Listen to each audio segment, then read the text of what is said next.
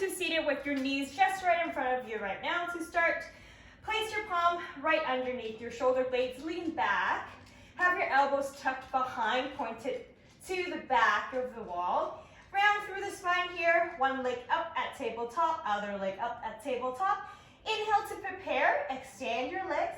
As you exhale, bring both knees into the chest. Inhale out, exhale, bring it back in, okay? Nice and controlled, strong through the core.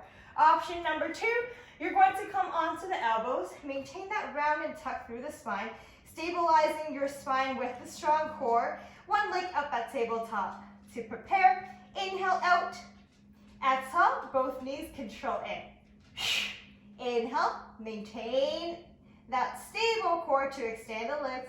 Exhale, bring both legs in. All right, and that is your seated knee in.